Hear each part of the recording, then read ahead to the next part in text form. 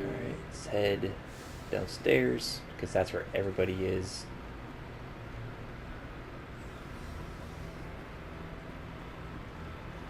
I wonder if there's anything new in my room. Kinda doubt it. Yeah, nothing special going on here.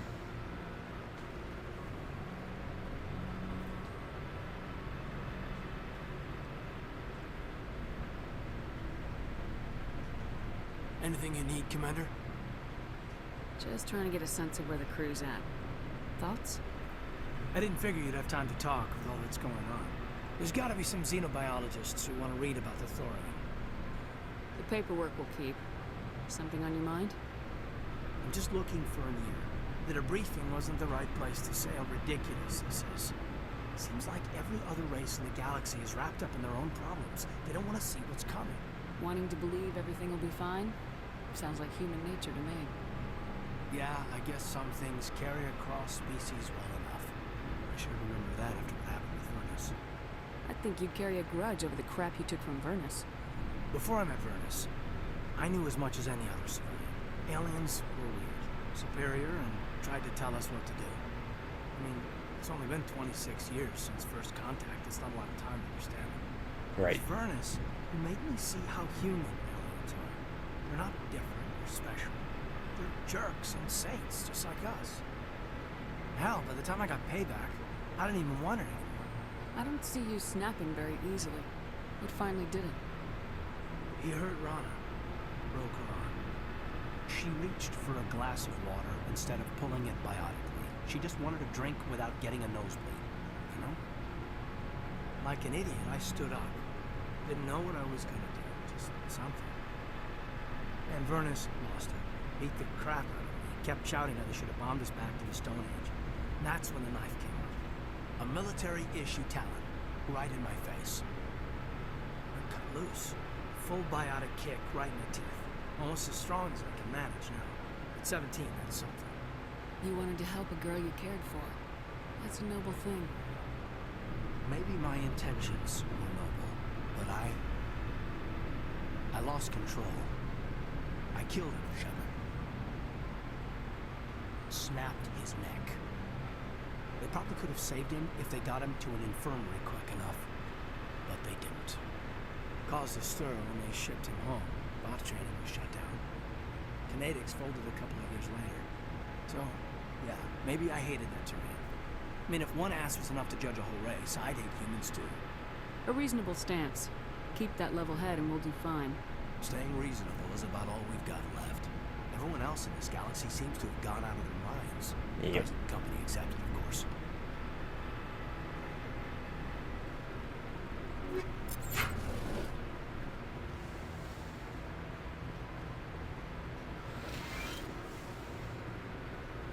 Anything Yes, new, Commander? chocolates? Is there something you need? Nope. I should go. Goodbye, Commander.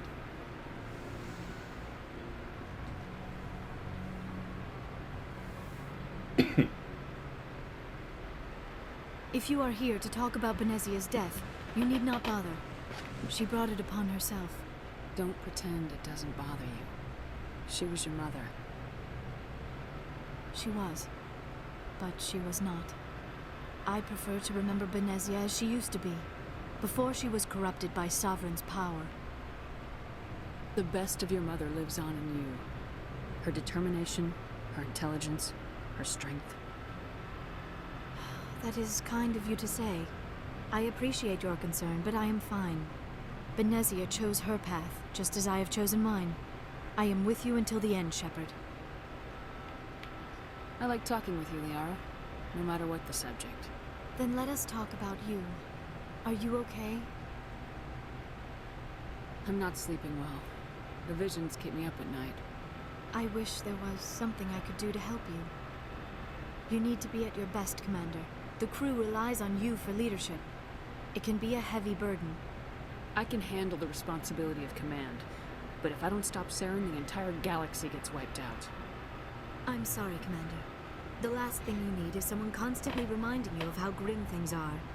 Is there anything else you would rather talk about? I'd like to know more about the Asari. We were the first species to discover the Citadel.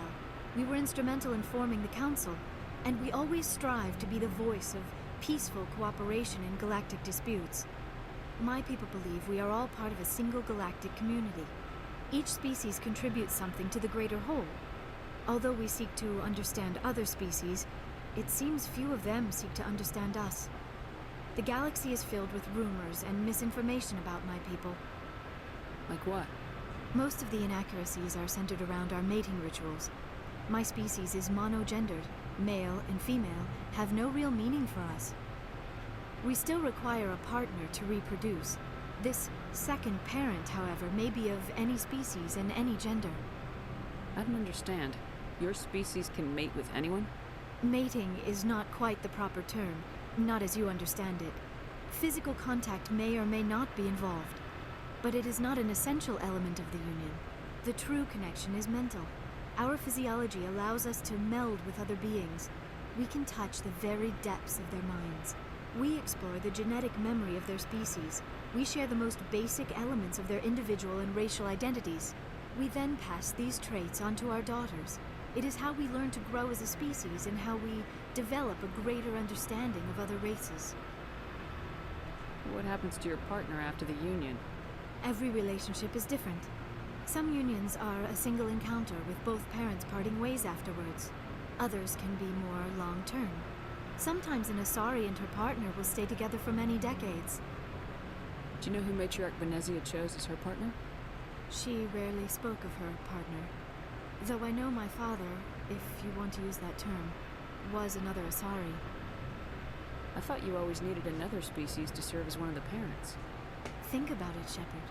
If we were not able to mate with our own species, we would have died out long before we ever mastered spaceflight and left our homeworld. Union with our own kind is no longer common, not for the purposes of reproduction. Most Asari believe it weakens our species. Asari daughters inherit racial traits from the father species. If both parents are Asari, then nothing has been gained, or so conventional wisdom would hold. I am what is sometimes called a pureblood.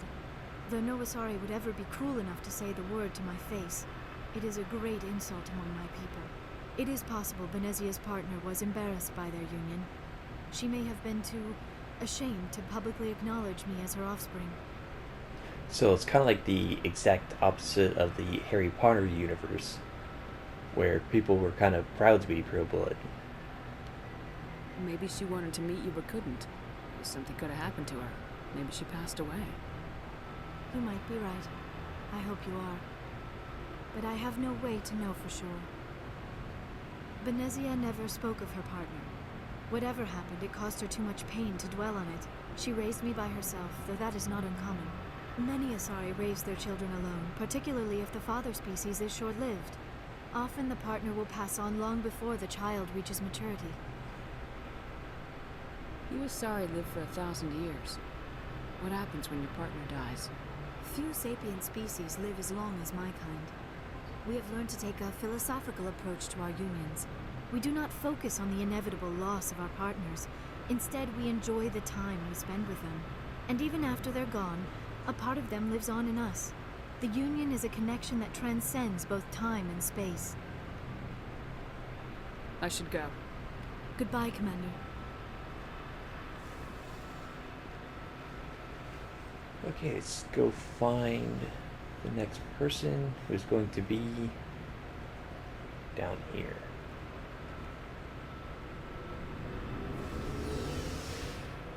Faster!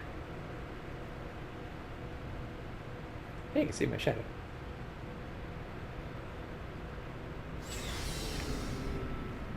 Actually, no. Commander, what can I do for you? Something bothering you? It's Sarah. I'm starting to wonder whether we'll ever find him. He's always one step ahead of us, and he's got those damn Geth. We're getting close, Garrus. We'll find him. I wish I had your confidence. I just can't stand the thought of him getting away with everything he's done. I know you're doing everything you can, and if anyone can catch him, it's you, but if there's anything else I can do to help, anything, just tell me what you want me to do, and I'll do it. I understand your concern, but we will find him. Just make sure you're ready to go when we do. Yes, ma'am. You can count on me. Thanks for hearing me out. I appreciate it. Can I ask you something, Commander? What is it? Are you worried that the Council might be protecting Sarah? I mean, they were really dragging their heels before. What if we find him, bring him back to the Citadel, and they refuse to act? I get the feeling this isn't a question. Speak your mind, Garrus. Well, maybe we shouldn't give them the chance, Commander. In my opinion, Saren's too dangerous to be kept alive. Too much could happen. He could escape, or the Council might let him go. If we find him, when we find him, I say we make sure we stop him permanently. If Saren won't listen to reason, if he forces my hand, I'll kill him in a heartbeat. But only if it's absolutely necessary. But what's the point in keeping him alive? It just gives him an opportunity to escape or convince the Council to listen to him. And what about the Geth? They might try to free him.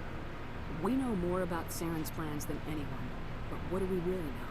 If we just kill him, we lose the chance to find out. Yeah, I see your point. Do you really think there's more to know, other than the fact that he's a raving lunatic? Maybe, maybe not. But it's not a chance I'm willing to take. Yes, ma'am. Alright, on to Ashley. Commander? Do you have a few minutes to talk? One-on-one? Sure, if you have time.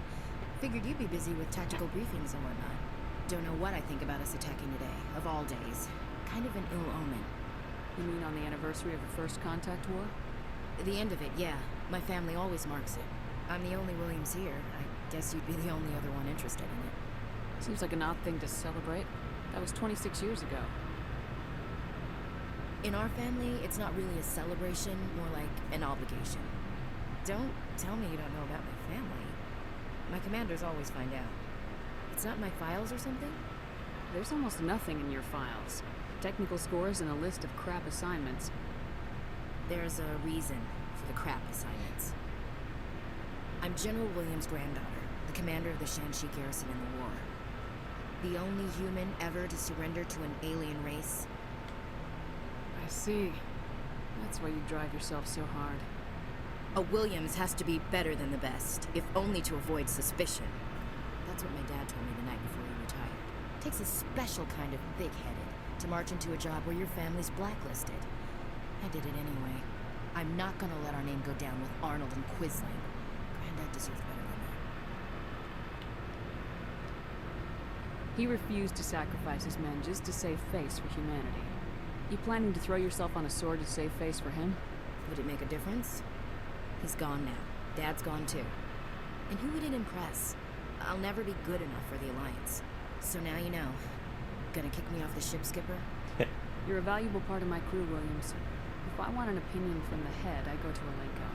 When I want one from the heart, I go to you. I also play a mean game of pool. But anyway, I've got things to do before we land. I'm sure you do too.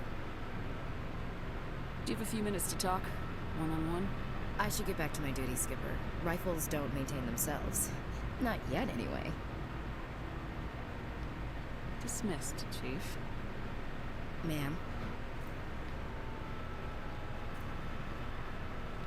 Shepard. So you'd rather be a merc than help your people? I'm a fighter. It's what I do. Aren't you at all worried about what will happen to the Krogan?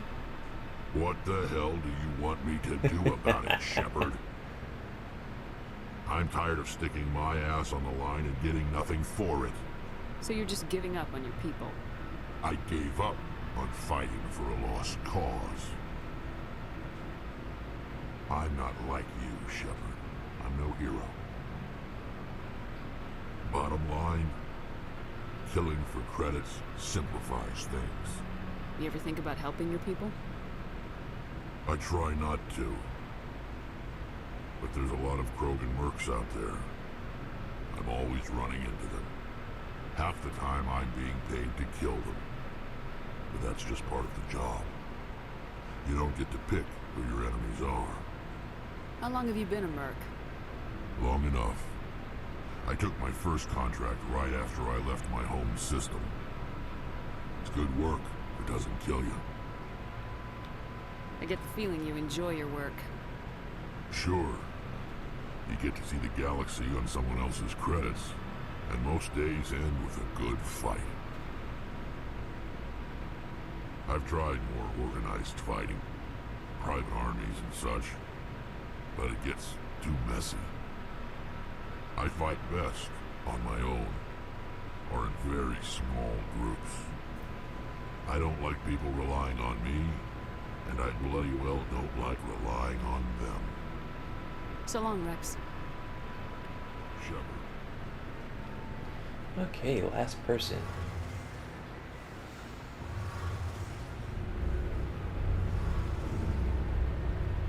It feels like we're getting near the end, doesn't it, Shepard? With Saren, I mean. It won't be much longer. One way or another, it'll all be over soon. You'll find the conduit before he does. I know you will. You have to. And after this is all over, when my pilgrimage ends and I go back to my own people, I'll be proud to say I was a part of it. We couldn't have done this without you, Tali. You've been good to me. A lot of people treat Quarians like second-class citizens. They just want us to go back to our fleet and disappear. But you've treated me just like everyone else on your crew. Like an equal. That means a lot, and it says something about you. Whatever happens, I just want to say thank you for that. I'm gonna miss you when you go back to your own people, Tali. That won't happen for a while yet. I'll be right here anytime you need me. I think that's it. I should go. See you later. Okay, that ends another episode of the Crew Squawk.